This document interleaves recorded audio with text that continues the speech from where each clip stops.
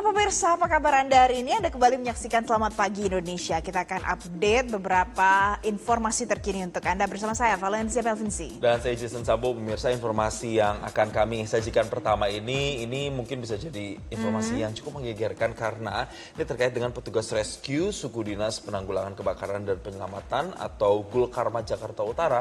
Ini Valen, mereka ini membantu proses pemakaman jenazah perempuan di TPU Semper Budi Dharma, Cilincing, Jakarta Utara, di mana jenazah tersebut diketahui memiliki berat badan mencapai 130 kg, makanya butuh penanganan khusus. Wow, coba kita lihat ya pemirsa bagaimana petugas ini membantu proses pemakaman ini.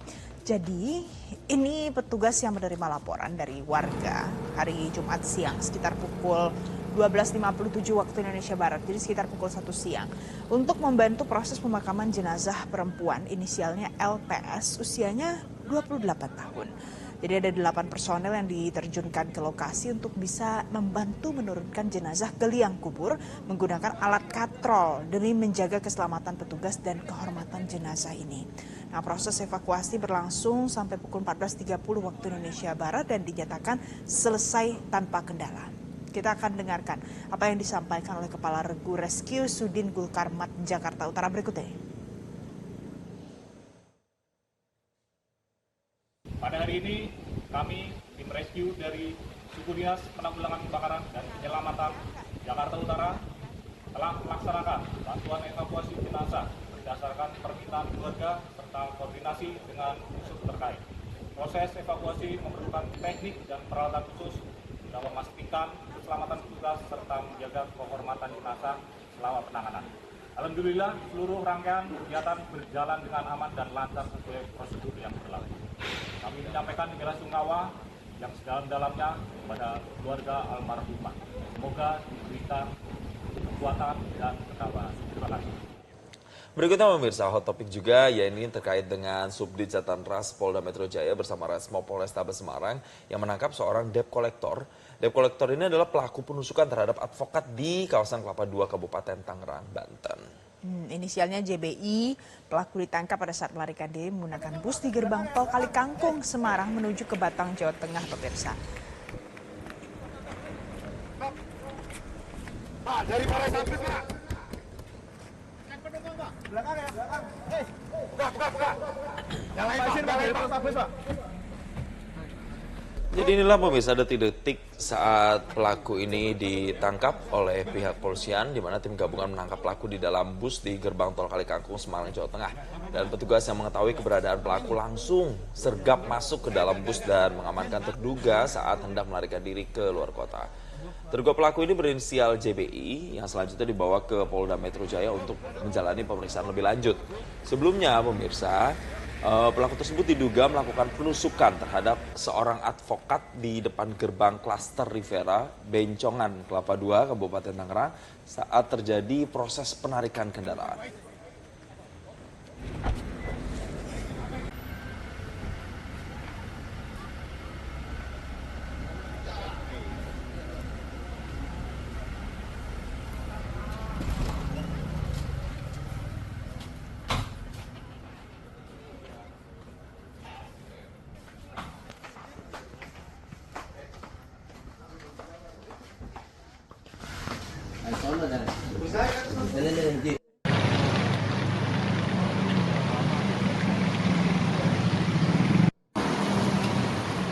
Ini kan video sempat viral Jasa di media sosial. Nah yang satu ini juga pemirsa dalam hot topic selanjutnya. Jadi ada video amuk massa terhadap pelaku balap liar di malam Ramadan. Itu viral di media sosial.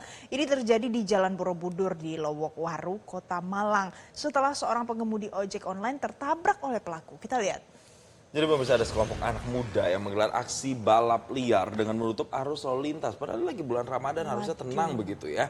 Tapi saat dihalau warga, pelaku justru menantang dengan menggeber sepeda motornya dan memacu kendaraan hingga menabrak pengemudi ojek online. Itu yang kemudian sangat disayangkan. Jadi warga yang kemudian marah melihat kejadian tersebut langsung otomatis mengejar dan juga menangkap pelaku. Dan otomatis amuk massa ini tak terhindarkan hingga motor pelaku itu dirusak dan bahkan sampai dilempar nih Valen ke saluran irigasi saking meluapnya emosi warga di sana. Nah, tapi walaupun sempat terjadi keributan di sana, Kapolresta Malang Kota mengapresiasi inisiatif warga yang melaporkan aksi balap liar ini ke layanan 110. Jadi ini semuanya dilaporkan oleh warga yang melihat bagaimana kejadian itu di sana. Kemudian polisi memberikan penghargaan kepada 5 orang warga yang melapor.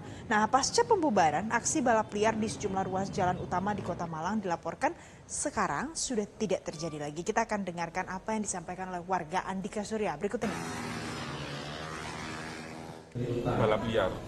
Nah, balap liar dan di situ ada satu orang driver ojol hampir ketabrak motor. Akhirnya koordinasi sama warga setempat sama pasukan ojol untuk membubarkan aja tanpa ada kekerasan. Nah, di situ tapi udah selesai semua, bubar, oke, aman. Kembalilah posisi masing-masing ngetem di sebelah seberang. Jarak waktu 10 menit sampai antara 15 menit ada oknum pembalap liar satu muncul lagi. Nah, ada lagi pemirsa kalau yang kemarin itu yang berusaha untuk melawan arah, ada seorang pengemudi, Anda masih ingat videonya yang viral? Hafiz Mahendra namanya, pengemudi mobil SUV berwarna hitam yang berkendara secara ugal-ugalan di Jalan Gunung Sahari Raya akhirnya ditetapkan oleh tersangka oleh penyidik Satuan Reserse Kriminal Polres Metro Jakarta Pusat. Ya, informasinya tunggu apa lagi bersama Kata Oma. Telur gabus kata Oma. Baru jagung bakar mentega. Jagung bakarnya nendang, menteganya meleleh di mulut. Rasakan kasih sayang Oma di kerenyahannya. Petugas Satuan Reserse Kriminal Polres Metro Jakarta Pusat terus mendalami temuan sejumlah barang tak lazim di dalam mobil yang dikemudikan tersangka. Setelah melalui serangkaian pemeriksaan, penyidik akhirnya menetapkan status tersangka kepada Hafiz Mahendra atas kepemilikan senjata tajam dan pemalsuan surat-surat. Polisi juga masih melakukan pendalaman terkait kegunaan barang bukti tersebut untuk mengungkap ada tidaknya kaitan tersangka dengan jaringan tindak kejahatan. Tersangka dijerat pasal 307 ayat 1 KUHP tentang kepemilikan senjata tajam dengan ancaman 7 tahun penjara, serta pasal 391 ayat 2 KUHP tentang pemalsuan dokumen dengan ancaman 6 tahun penjara.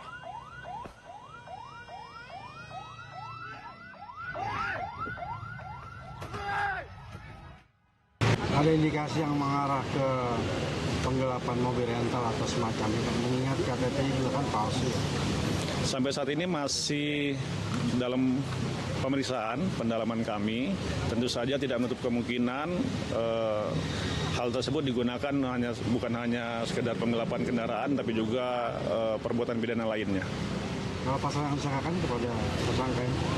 Saat ini kita kenakan tersangka pasal 307 ayat 1 mengenai senjata tajam dan pasal 391 ayat 2 mengenai surat-surat palsu yang merugikan orang lain.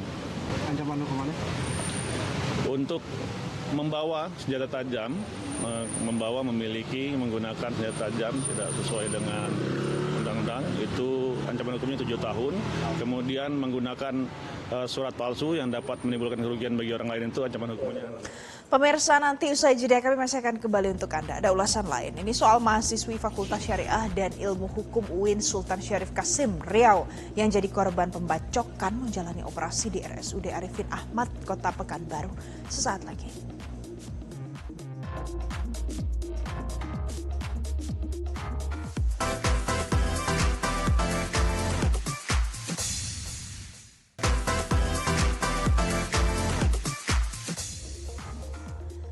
Pemirsa, Anda masih bersama kami di Selamat Pagi Indonesia. Jadi ada sejumlah personel kepolisian menemui mahasiswa yang berdemonstrasi di Mabes Polri, Jakarta Selatan. Kita lihat pemirsa, ada momen menarik terjadi saat mahasiswa menyampaikan aspirasi di Mabes Polri, Jakarta Selatan. Para petugas kepolisian mengawal jalan aksi damai dengan mengenakan peci dan sorban putih. Selain itu, para polisi wanita turut menyambut kehadiran para mahasiswa sambil membentangkan spanduk bertuliskan "Selamat datang pejuang aspirasi, sampaikan pendapat dengan tertib, kami siap melayani." Sementara itu, Kabid Humas Polda Metro Jaya, Kombes Budi Hermanto menyatakan atribut yang dikenakan oleh polisi dan polwan ini adalah untuk memberikan rasa nyaman di bulan Ramadan. Budi Hermanto juga menyatakan siap mengawal siapapun yang akan menyalurkan aspirasi dan pendapat mereka di muka umum. Ada tim sholawatan dan kami juga menghormati bulan suci Ramadan sehingga para personil dilengkapi dengan peci dan sorban. Begitu juga dengan polwan, kita lengkapi dengan jilbab, dan ini sama-sama untuk bisa memberikan kesejukan kepada adik-adik ya mahasiswa yang dalam penyampaian pendapat di muka publik. Kami juga menghimbau dalam bulan suci Ramadan kita lebih meningkatkan toleransi dalam ukhuwah Islamiyah, kita menyampaikan apa yang kita inginkan dalam kondisi dan norma dan etika yang ada di bulan suci Ramadan. Kita ke informasi lain, pemirsa. Mahasiswi Fakultas Syariah dan Ilmu Hukum UIN Sultan Syarif Kasim Riau yang menjadi korban pembacokan menjalani operasi di RSUD Arifin Ahmad, Kota Pekanbaru. Jadi menurut dokter saat ini kondisi korban sudah berangsur pulih. Nah, pemirsa, korban Faradila Ayu sampai saat ini masih menjalani perawatan di ruang Gardenia di RSUD Arifin Ahmad, Pekanbaru. Faradila mengalami luka serius di bagian kepala dan tangannya. Namun tim dokter menyatakan kondisi korban saat ini sudah mulai stabil pasca menjalani operasi di bagian kepala dan tangan. Faradila diserang oleh seorang mahasiswa inisialnya RM dengan senjata tajam pada hari Kamis pagi lalu. Kemudian korban ini dibacok di bagian kepala hingga mengalami pendarahan hebat. Polisi sudah menangkap tersangka pembacokan yang berinisial RM ini.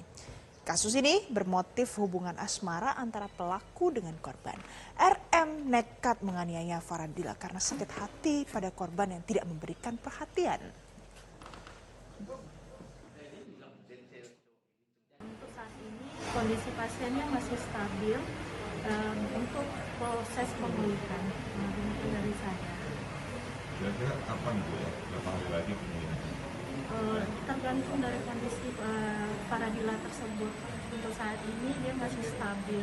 Mungkin dalam beberapa waktu dilihat dari dokter spesialis yang menanganinya. Kesadarannya itu bicara atau seperti apa? Untuk saat ini kesadarannya masih kesadaran penuh. Cuman ya dalam komunikasi masih ada beberapa. Ulasan lain pemirsa, jadi kasus tewasnya Nizam Syafi'i bocah 12 tahun di Sukabumi, Jawa Barat sudah memasuki babak baru. Ibu kandung korban, Lisnawati, mendatangi kantor Lembaga Perlindungan Saksi dan Korban atau LPSK untuk mengajukan permohonan perlindungan setelah mengaku menerima ancaman dan teror. Lisnawati datang didampingi kuasa hukumnya Krisna Murti, Wakil Ketua KPAI Jasra Putra, serta anggota Komisi 13 DPR RI Rieke Diah Pitaloka. Permohonan diajukan menyusul serangkaian ancaman yang disebut datang melalui pesan WhatsApp dan telepon. Wakil Ketua LPSK Sri Suparyati membenarkan adanya permohonan tersebut. Menurutnya kondisi fisik dan psikis Lisnawati saat ini terganggu sehingga LPSK langsung melakukan asesmen medis dan psikologis serta penilaian tingkat ancaman. LPSK juga menyoroti dugaan bahwa korban telah mengalami kekerasan berulang sebelum akhirnya tewas.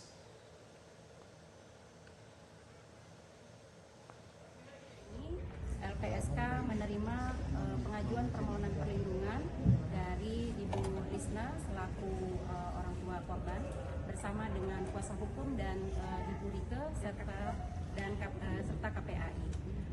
Hari ini mereka mengajukan permohonan perlindungan dan juga akan dilanjutkan dengan asesmen psikologis serta asesmen berkaitan dengan tingkat ancaman karena Ibu Lisna menyampaikan bahwa pasca setelah adanya pelaporan tersebut ternyata Ibu Lisna mengalami banyak ancaman-ancaman baik secara WA, ya, telepon dan juga beberapa orang yang selalu menghubungi Ibu Lisna dan itu mengganggu situasi psikologisnya Ibu Lisna.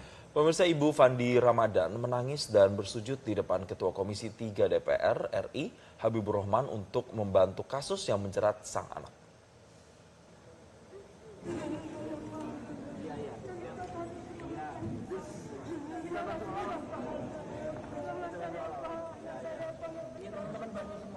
Pemirsa, momen ini terjadi setelah rapat di Komisi 3 DPR RI yang dibagikan oleh Hotman Paris Hutapea di media sosialnya. Jadi Ibunda Fandi Ramadan Nirwana memohon supaya negara tidak tutup mata dan meminta DPR untuk membantu kasus anaknya yang terancam hukuman mati.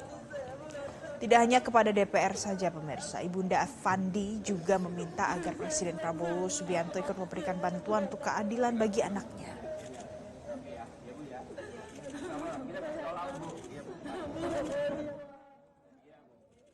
Bapak yang mulia, Bapak Presiden, bantulah anak saya, bantulah saya. Saya nggak bisa apa-apa, saya orang yang lemah, saya orang yang teraniaya. Kami sekeluarga hanya kepada Pak Presiden dan bapak-bapak yang berhati mulia yang bisa menolong kami. Yang kasus anak kami yang rumit, dimakin rumiti, sudah kami tidak mampu. Kami dianiayai terus. Kami pada siapa minta tolong. Pemirsa, dari ribuan jamaah dari berbagai penjuru Kabupaten Sindereng Rapang berkumpul di halaman Masjid Agung Sidrap untuk mengikuti tablik akbar Gaspol yang menghadirkan penceramah nasional Dasaat Latif. Informasinya tunggu apa lagi bersama Kata Oma. Telur gabus kata Oma. Baru jagung bakar mentega. Jagung bakarnya nendang, menteganya meleleh di mulut. Rasakan kasih sayang Oma dikiranya hanya.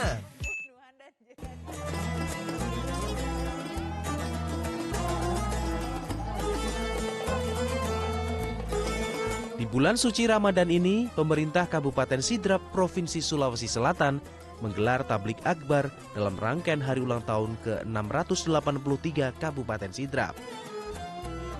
Acara ini tidak hanya dihadiri oleh Forkompinda Lingkup Pemkab Sidrap, namun juga sejumlah kepala daerah di Sulawesi Selatan. Dalam kesempatan tersebut, Ustadz Dasaat Latif menyampaikan tausiah dengan gaya khas yang lugas, ringan, namun penuh hikmah, sehingga mampu menarik perhatian jamaah dari berbagai kalangan. Dalam ceramahnya, Ustadz Dasaat Latif mengajak jamaah untuk meningkatkan ketakwaan dan memperkuat keimanan, khususnya di bulan suci Ramadan. Pemerintah Kabupaten Sidrap menyebut tablik akbar ini juga menjadi sarana untuk mempromosikan potensi daerah, khususnya di sektor keagamaan, di mana Sidrap dikenal sebagai lumbung penghafal Al-Quran dan juga kabupaten yang religius. Pemda Kabupaten Sidrap berharap kegiatan ini menjadi momentum kebangkitan syiar Islam yang memberikan dampak positif bagi pembangunan daerah. Dengan tablik akbar ini tentu menguatkan, meneguhkan identitas bahwa Sidrap betul-betul daerah religius, dibuktikan dengan kehadiran banyak orang seperti ini, puluhan ribu orang, di atas 15.000 orang ini, alhamdulillah. Berarti acara tablik akbar ini sukses, apalagi dengan kehadiran Ustadz Dasaat Latif, merupakan dai yang cukup ditunggu-tunggu kehadirannya di daerah Sulawesi Selatan. Kegiatan ini juga menjadi rangkaian peringatan Hari Jadi Kabupaten Sidrap pada 18 Februari 2026, serta 1 tahun masa kepemimpinan Bupati Sidrap Syaharudin Alrif dan Wakil Bupati Nurkana. Dari Kabupaten Sidrap, Sulawesi Selatan, Sabdarole Safei, Metro TV.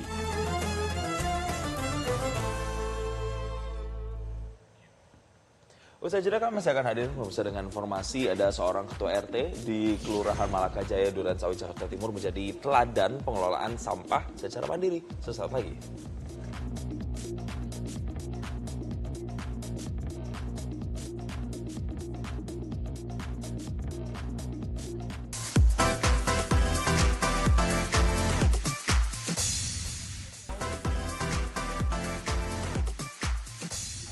Jason. Kembali bersama kami di Selamat Pagi Indonesia, pemirsa. Kembali kami lanjutkan informasi. Jadi permasalahan sampah ini kan memang masih menghantui Jakarta di balik gemerlap yang bisa dipancarkan oleh kota metropolitan ini. Dan melihat hal ini, pengelolaan sampah memang perlu jadi fokus utama untuk mengatasi permasalahan. Dan dalam segmen Metro Community pagi ini, ada seorang ketua RT di RT 8 RW 4 di Kelurahan Malakajaya, Durensawit, Jakarta Timur. Nah, yang menjadi teladan untuk menjadi pengelolaan sampah secara mandiri bagi masyarakat. Dan dalam kesehariannya, warga diajak langsung untuk ikut menjaga lingkungan dengan langkah-langkah yang diimplementasikan oleh Ketua RT Taufik Supriyadi. Kita akan simak liputannya berikut ini, pemirsa.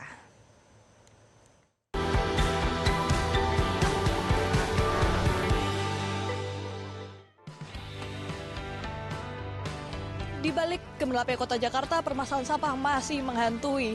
Hal tersebut melihat adanya tempat pembuangan akhir yang over capacity sehingga makin kesulitan untuk menampung sampah yang datang dari berbagai wilayah di Jakarta. Sehingga pengelolaan sampah secara mandiri menjadi salah satu solusi. Seperti di tempat saya saat ini di Kelurahan Malakajaya, RT 4 RW 8 Durensawit, Jakarta Timur, di mana saat ini warga di RT ini sudah mulai mengelola sampah secara mandiri dipimpin oleh ketua RT mereka. Dan untuk mengetahui lebih lanjut, ikuti saya.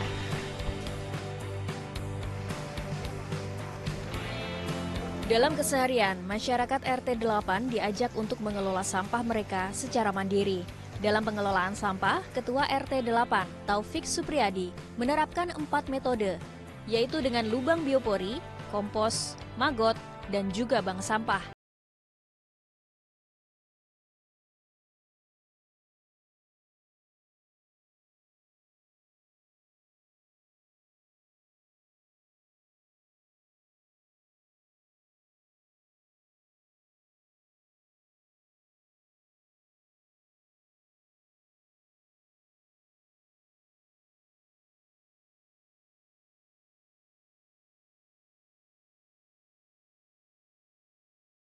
Pertama, lingkungan kita lebih bersih dibandingkan dengan sebelum saya menjadi ketua RT.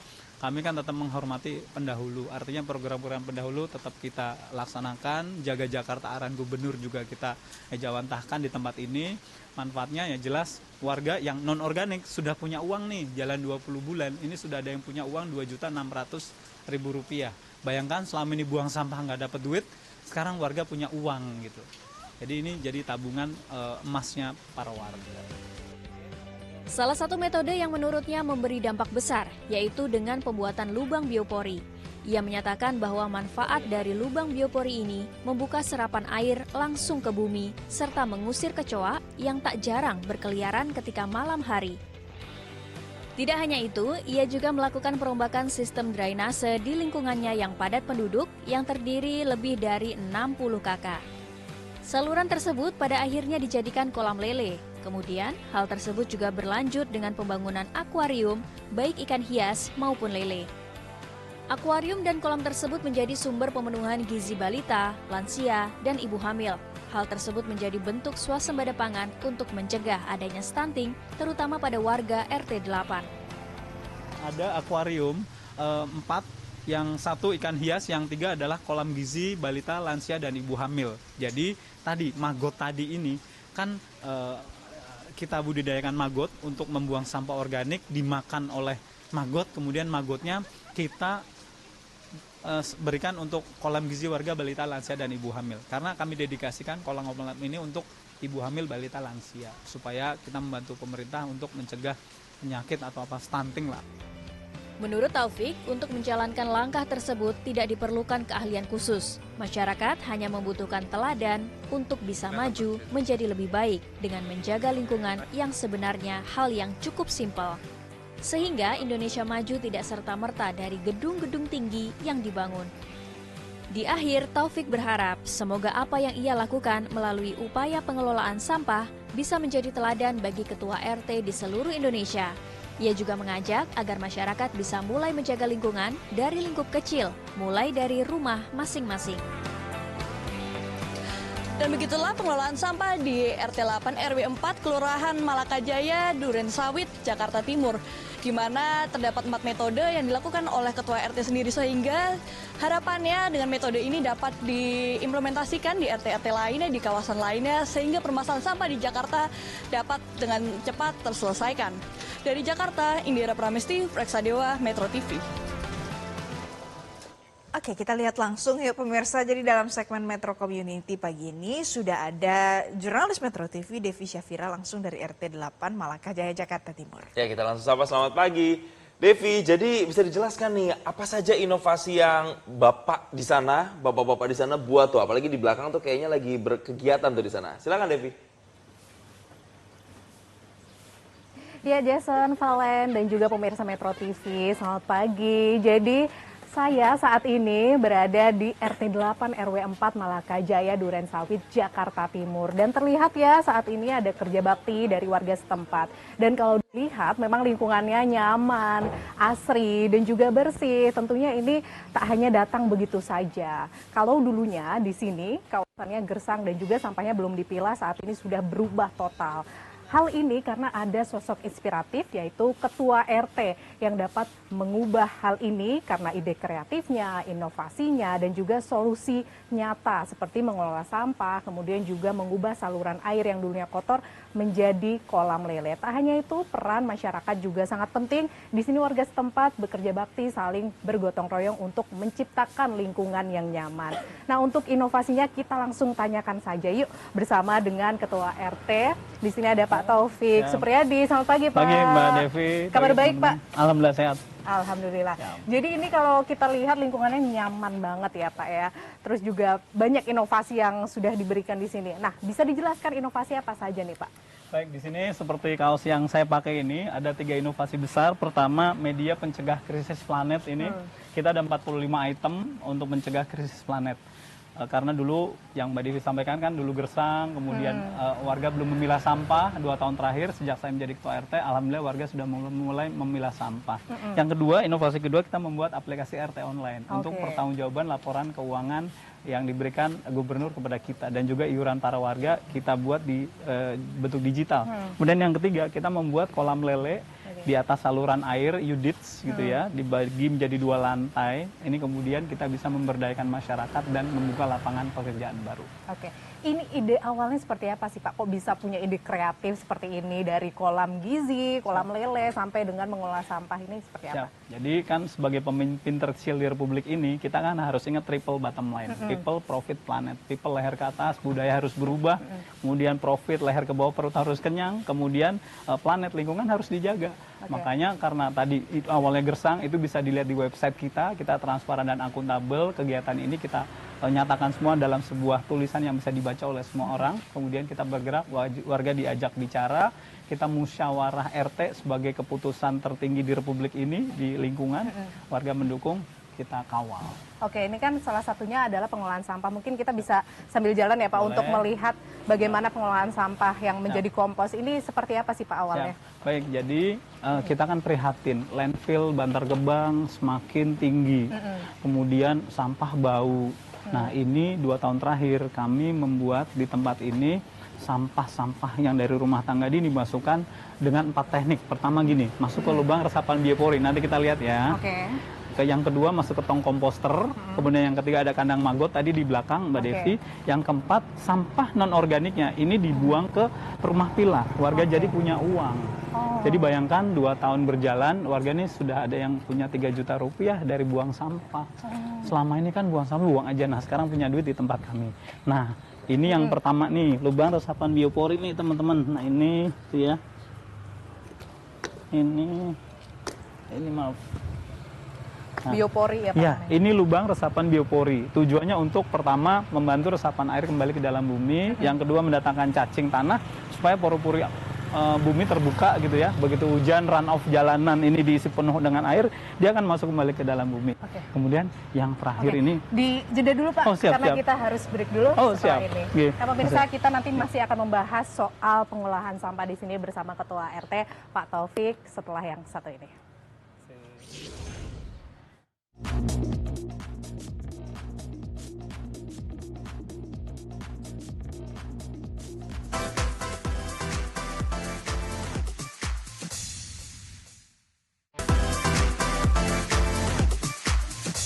Singkat ya, siap. Ya pemirsa, Anda kembali di Selamat Pagi Indonesia dan masih soal pengolahan sampah. Tadi kita ngomongin biopori. Gimana jadi Pak Taufik? Baik, bisa dilanjutkan. Jadi pengolahan sampah untuk ke pupuk ini seperti apa? Baik, jadi sampah rumah tangga itu kita masukkan ke lubang resapan biopori ini, gitu ya, masuk ke dalam. Kemudian kalau sudah jadi kompos, kita akan panen. Kemudian kita masukkan ke pot-pot gitu ya. Nah, ini tanah ini, Mbak Devi, ini baunya udah kayak bau hutan. Oh, jadi nggak ada bau ininya, udah kayak bau hutan. Nah, kemudian bau sampah nggak ada ya? Nggak ada bau sampah. Nah, kemudian ini tong komposter yang kita gunakan. Ini komposter namanya ya? Ini komposter yang kita gunakan. Ini saya sudah datangkan 60 untuk warga. Di sini bisa dilihat teman-teman, di Mbak Devi juga samakan tuh. Oh, Sampah kalau habis jadi kompos, kemudian kita untuk jadikan pupuk. Nah, Jadi warga saya minta memilah dari rumah sendiri supaya mengurangi bau ke landfill ke Bantar Gebang. Oke. Jadi pemilahan sampah kan ada sampah rumah tangga, sampah plastik, ini seperti apa Pak? Untuk kita di manajemen persampahan di tempat kami ada 4 cara. Pertama tadi lubang resapan biopori, kemudian komposter, kemudian yang ketiga ada rumah magot, yang keempat sampah non organiknya dibuang ke rumah pilah jadi uang. Jadi warga kami ada yang sudah punya 3 juta rupiah dalam 2 tahun terakhir dengan membuang sampah. Nah, kita zero waste, kita dukung pemerintah, kita jaga Jakarta, didukung gubernur, kita jaga Jakarta Timur. Saya ingin warga tidak mengeluarkan sampah bau dari tempat kita masing-masing. Kami ingin mewarnai, jangan terwarnai lah gitu Mbak. Kasihan negara ini, kita harus bantu dari tempat kita sendiri. Gitu. Oke. Berarti kalau untuk yang pupuk ini sampahnya sampah rumah tangga? Sampah rumah tangga. Oke. Nanti kita jadikan pot-pot, karena kan pot-pot mulai lemes nih teman-teman. Oh ya, kemudian yang terakhir ini inovasi ini yang penting. Ada inovasi lainnya ya, selain sampah, di sini ada saluran air yang dulunya kotor jadi kolam lele. Betul. Nah, ini ada ikan kelihatan kan? Sudah saya buang nih. Ini ikan kita berada di lantai 2 saluran air. Ini yang terpenting untuk membuka lapangan pekerjaan baru. Oke.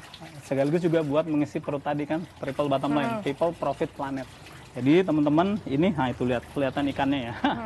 Udah gede-gede nih 1,8 kilo, tuh lihat.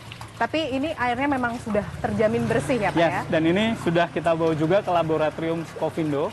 Ikan ini dengan nutrisi yang, dengan gramasi yang sama, nutrisinya nggak kalah dengan ikan salmon.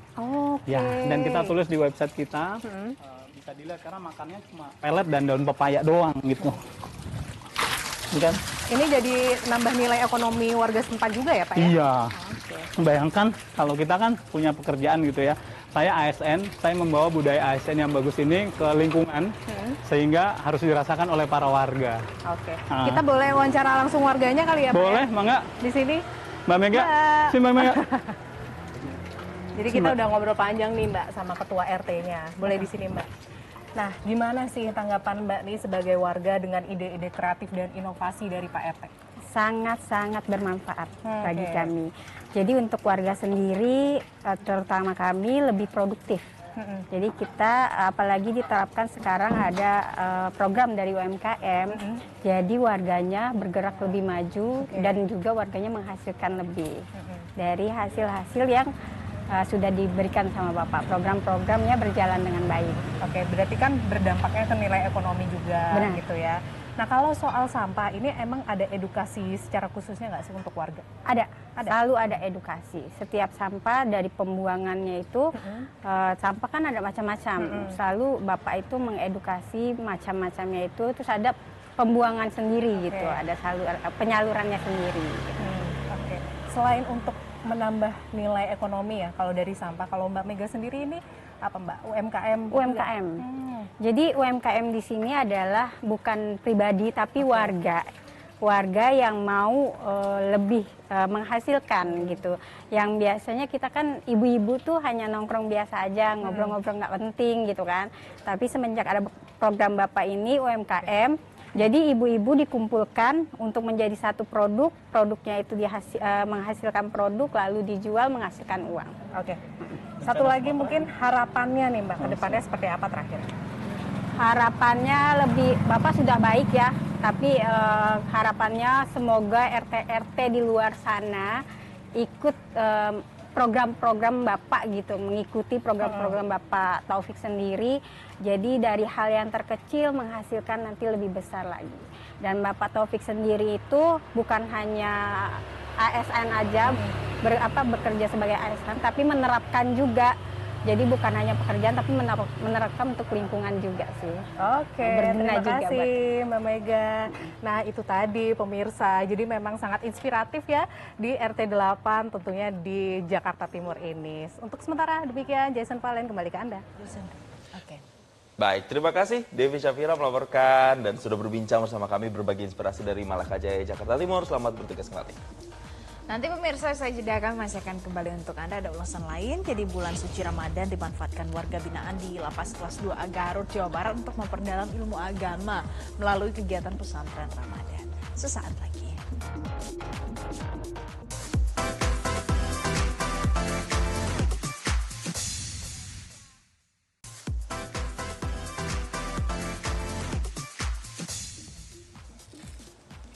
Anda kembali bersama kami, pemirsa. Memasuki bulan Ramadan 2026, antusiasme masyarakat dalam mempersiapkan busana hari raya mulai terlihat terjadi peningkatan, tidak hanya busana lebaran, tapi kami akan ajak juga Anda untuk mengetahui pantauan harga bahan pokok di bulan Ramadan yang terus mengalami kenaikan. Oke, kita tanyakan langsung pemirsa, ada jurnalis Metro TV Endita Trianta di Pasar Tanah Abang dan juga ada Fadila Syarafina di Pasar Kopro, Jakarta Barat.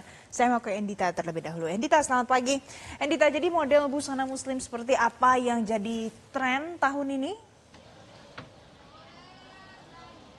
Ya, selamat pagi Valen, Jason, dan juga pemirsa. Memang memasuki bulan Ramadan, ini ada sebuah tradisi yang tidak dapat terlepaskan sepertinya, yaitu tradisi berburu baju lebaran untuk hari raya nanti. Di mana memang di tempat saya berada saat ini, yaitu Pasar Tanah Abang, sejak pagi tadi sudah diramaikan oleh para masyarakat nih yang mau mencari baju lebaran. Dan memang ini didominasi oleh kaum ibu-ibu yang mencari baju yang sedang tren di tahun ini. Nah, berdasarkan pantauan kami, memang dari tadi ada satu baju nih yang model menarik perhatian banyak masyarakat, yaitu baju dengan aksen lengkungan di depannya seperti layer yang memang di setiap toko di Pasar Tanah Abang sendiri menyediakan baju tersebut. Dan untuk mengetahui model apa baju tersebut dan juga seperti apa tren baju yang diprediksikan akan terjadi di Lebaran tahun 2026 ini, saya akan berbincang dengan salah satu penjual. Selamat pagi Mbak. Pagi Kak. Saya berbicara dengan Mbak siapa? Mbak Ita. Mbak, mungkin boleh diceritakan ini baju yang diprediksikan untuk tren di 2026 ini apa ya? Sekarang itu yang lagi tren kurang lebih namanya tuh gamis bini orang Kak. Itu rame banget, banyak dicari sama ibu-ibu yang datang ke Tanah Abang. Oke, mungkin bisa diceritain Mbak, apa sih bedanya model bini orang ini dengan gamis biasanya? Gamis bini orangnya ada, contohnya kayak gini ya Kak, dia ada lengkungannya kayak gini. Nah ini modelnya yang banyak disebut jadi gamis bini orang karena banyak dicari, banyak yang dipakai sama bini orang. Oke, mungkin boleh dikasih tahu Mbak harga kisarannya ini berapa ya untuk gamis ini sendiri? Kalau di kita itu mulainya dari harga 355.000, tapi kalau untuk pengambilan 3 itu udah dikenain harga grosir Kak, kena 335.000. Dan untuk di bulan Ramadan ini sendiri apakah sudah terjadi peningkatan penjualan Mbak? Alhamdulillah sih dari sebelum Ramadan kemarin udah mulai meningkat ya Kak ya, udah agak melonjak sih, apalagi semenjak viral kemarin tuh udah mulai banyak banget peminatnya. Dan gimana Mbak ketersediaan stoknya sampai Lebaran nanti, apakah diprediksikan akan aman? Insya Allah aman, cuma siapa cepat dia dapat aja. Dan mungkin yang terakhir nih, omsetnya per harinya seperti apa Mbak? Omsetnya Alhamdulillah kita itu di kisaran 30-50 juta. Ya. Terima kasih banyak Mbak. Ya pemirsa, ternyata model yang diprediksikan untuk menjadi tren di tahun 2026 ini adalah gamis bini orang yang tadi sudah dipertunjukkan, yaitu gamis dengan layer, dengan lengkungan di depannya. Di mana ini memang sempat viral di media sosial dan menjadi perbincangan hangat di masyarakat. Dan memang Pasar Tanah Abang diprediksikan akan semakin ramai dan akan semakin meningkat untuk kunjungan masyarakatnya setiap harinya sampai nanti di Hari Raya Idul Fitri. Seperti itu Jason dan Valen, kembali kepada Anda di studio. Baik, terima kasih Endita. Kalau tadi ada gamis bini orang, kalau di pantauan di pasar seperti apa, kita akan coba lihat ya. Ada Fadila di sana. Fadila, jadi bagaimana pantauan harga dan juga pasokan yang ada di Pasar Kopro, Jakarta Barat? Ya, selamat sore dan juga Valen. Untuk kepantauan dari harga yang ada di Pasar Tobang Barat atau di Pasar Kopro, ini memang beberapa komoditas mengalami kenaikan. Hal ini juga sejalan kalau kita melihat dari laman Info Pangan Jakarta, ini memang ada beberapa bahan-bahan pokok yang mengalami kenaikan, yaitu seperti misalnya ada bawang putih, kemudian ada cabai rawit, kemudian juga ada bawang merah. Tapi kita akan mengecek secara langsung di lapangan, yaitu di sini di Pasar Kopro, Jakarta Barat, terkait dengan bagaimana sih harga dari komoditas pokok di awal Ramadan tahun ini. Ya, kita akan berbincang langsung dengan salah seorang penjual ya. Ini ada Mas Irfan di sini. Ya, selamat pagi Mas. Oke, selamat pagi Kak. Ya, Mas, ini untuk komoditas yang sekarang naik tuh apa aja sih Mas? Untuk sekarang yang naik cabai-cabean sama bawang merah paling yang naik. Terus kalau cabai rawit merah ini harganya berapa sekarang? Untuk cabai rawit sekarang di harga 140, sama bawang merah sekarang agak turun di harga 60 per kilonya. Turun, tapi kemarin harganya naik turun gitu ya? Kemarin sempat sampai 70 per kilonya bawang merah ya. Kalau yang cabai keriting merah gitu naik juga nggak Mas? Kalau cabai keriting sama yang lainnya mah naiknya nggak terlalu jauh. Yang terlalu jauh mungkin rawit merah doang yang parah harganya lah.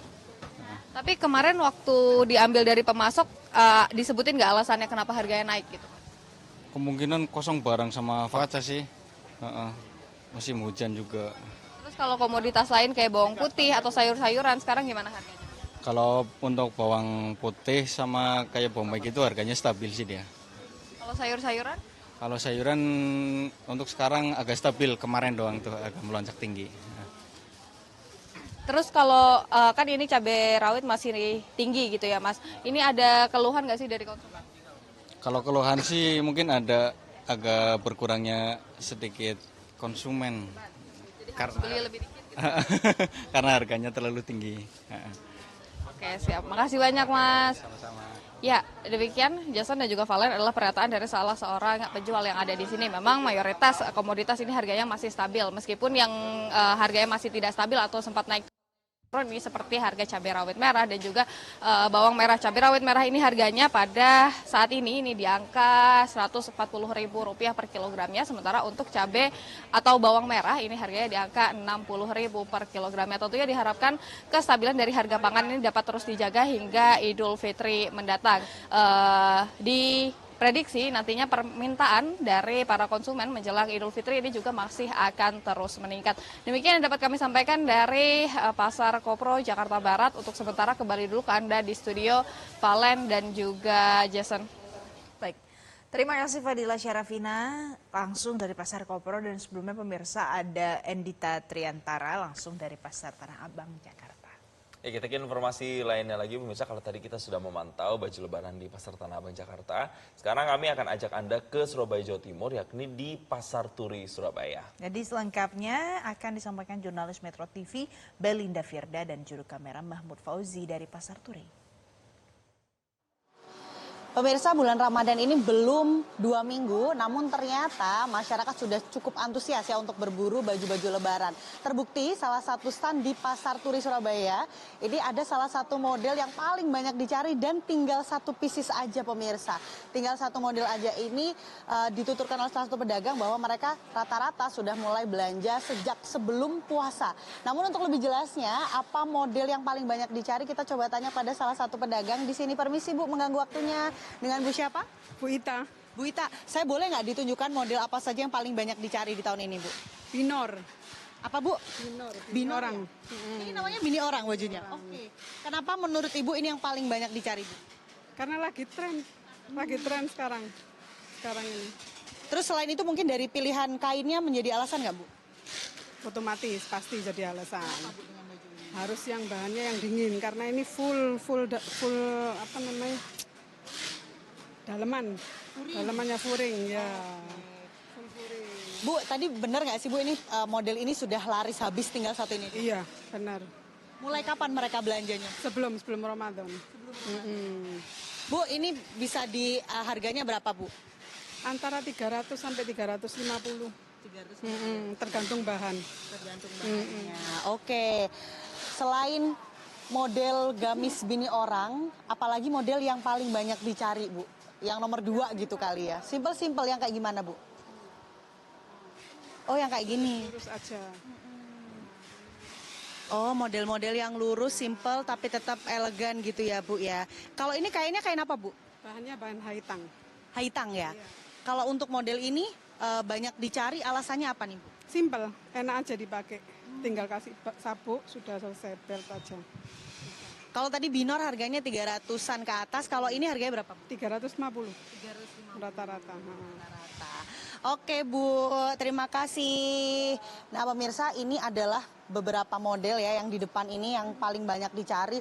Bahkan untuk model bini orang ini sudah habis. Nah, apakah antusias dari pembeli ini sudah mulai tinggi ya sejak sekarang? Kita coba mengganggu salah satu pembeli di sini. Halo Mbak, permisi, dengan Mbak siapa? Nova. Mbak Nova, udah mulai cari-cari baju lebaran ini?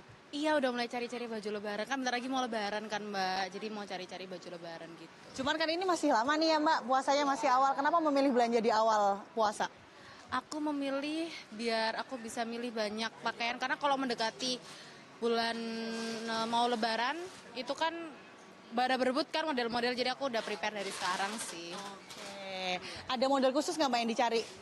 Aku mau yang simple, elegan gitu Mbak, pokoknya yang nggak terlalu rame gitu. Oke. Terus udah ada nggak Mbak yang dipilih nih? Atau mungkin cari mukenanya atau mau justru gamisnya?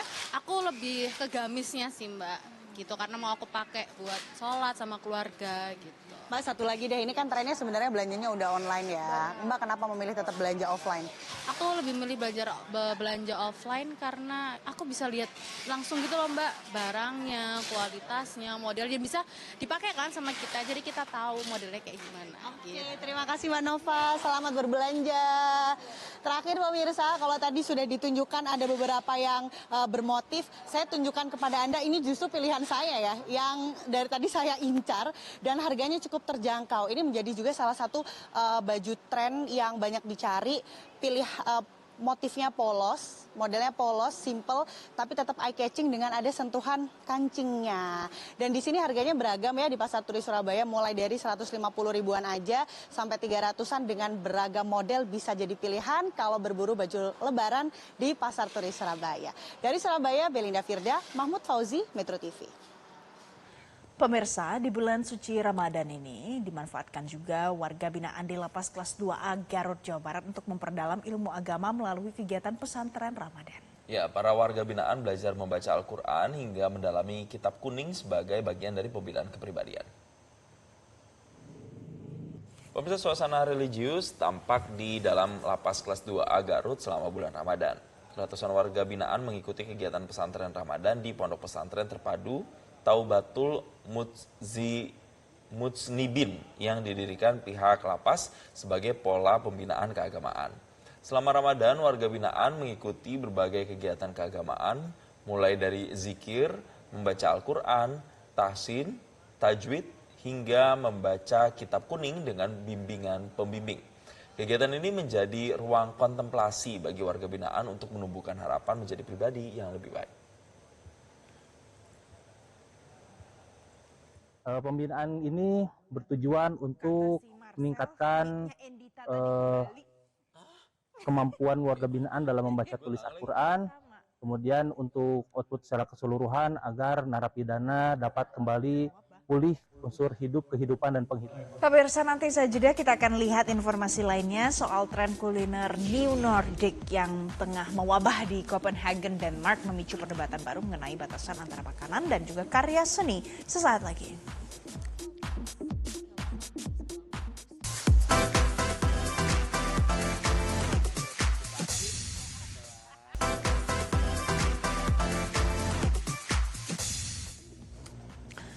Pemirsa, tren kuliner New Nordic yang sedang mewabah di Copenhagen, Denmark memicu perdebatan baru mengenai batasan antara makanan dan karya seni. Ya, Menteri Kebudayaan Denmark kini tengah mengkaji kemungkinan untuk memberikan pengakuan resmi bagi gastronomi sebagai salah satu bentuk seni. Meski didukung sejumlah koki ternama, rencana ini menuai pro kontra di kalangan pelaku industri dan pengamat seni.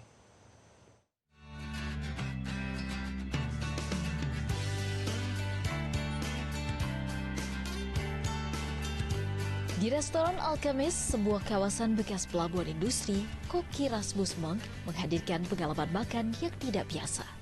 Dengan memadukan pertunjukan, musik, serta proyeksi visual di ruang makan berbentuk kubah, restoran peraih 2 bintang Michelin ini berhasil menempati peringkat 5 restoran terbaik dunia pada tahun lalu. Melalui hidangan seperti plastik yang bisa dimakan hingga kupu-kupu dari daun artichok, Mang berusaha menyampaikan pesan sosial terkait polusi laut dan kesejahteraan hewan.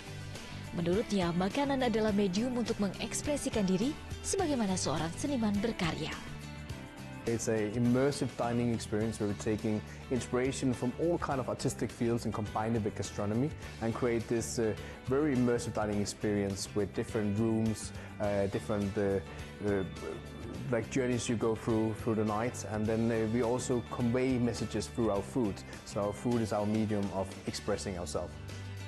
Menteri Kebudayaan Denmark Jacob Engel-Skibet telah menginstruksikan jajarannya untuk mempelajari status gastronomi ini. Jika terwujud, Denmark akan menjadi negara pertama di dunia yang menyejajarkan dunia masak dengan seni lukis secara hukum. Langkah ini bahkan melampaui Prancis dan Jepang atau status warisan budaya yang diberikan UNESCO pada masakan Italia tahun lalu.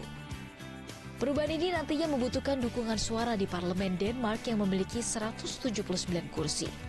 Jika disetujui, para koki bisa mendapatkan subsidi negara dan dana dari yayasan swasta, serupa dengan dukungan yang diterima oleh penulis, pemusik, maupun orkestra simfoni.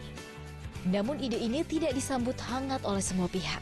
Salah satunya Nick Curtin, pemilik restoran Michelin Outlet, berpendapat bahwa seni dan gastronomi adalah dua hal yang berbeda karena makanan pada akhirnya harus dikonsumsi. Art's sole purpose is expression. It's to evoke emotion. Food must be consumed. Whatever we do at the end of the day, we are limited by our medium and we are limited by our function, which is that at some point it must go in people's mouths and they must be able to eat it. And further, that where art is allowed to express any emotion, where it can evoke disgust or disappointment or pain or sorrow or joy or longing, that food actually can't express all of those things. It can, but it shouldn't. Kritik tajam juga datang dari pengamat seni Holger Dahl. Ia menilai upaya ini tidak masuk akal dan membandingkannya seperti sepeda yang tidak akan pernah berubah menjadi mobil meski memiliki roda yang sama. Selain itu, ada kekhawatiran akan terjadinya persaingan perebutan dana antara koki dan seniman tradisional. Pemirsa, berikutnya informasi pasar Chowk Bazar yang berdiri sejak berabad-abad lalu di dekat Masjid Sahih Dhaka kembali menjadi pusat kuliner khas selama Ramadan. Jadi pasar ini jadi simbol dan warisan kuliner yang tidak tergantikan bagi masyarakat Bangladesh. Setiap Ramadan, Chowk Bazar di Kota Tua Dhaka dipadati pengunjung dari berbagai kawasan, mulai dari Old Dhaka, Damondi, Gulsan, hingga Banani. Mereka datang untuk berburu hidangan iftar yang hanya bisa ditemukan di sini. Menurut pedagang Muhammad Joni, menu-menu khas Chowk Bazar telah mencuri hati masyarakat sejak lama dan terus menjadi daya tarik utama hingga saat ini. Ramadan bulan ke-9 dalam kalender Hijriah merupakan bulan suci bagi umat Islam. Selama bulan ini, umat Muslim diwajibkan berpuasa dari fajar hingga matahari terbenam sebagai bagian dari 5 rukun Islam.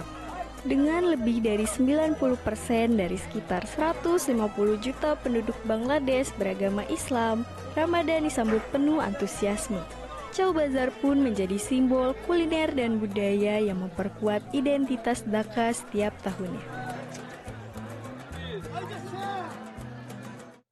Pemirsa, informasi tadi mengakhiri jumpa kita pagi ini di Selamat Pagi Indonesia. Saya Valencia Melvinsi. Dan saya Jason Sampo pamit undur diri. Terima kasih dan sampai jumpa.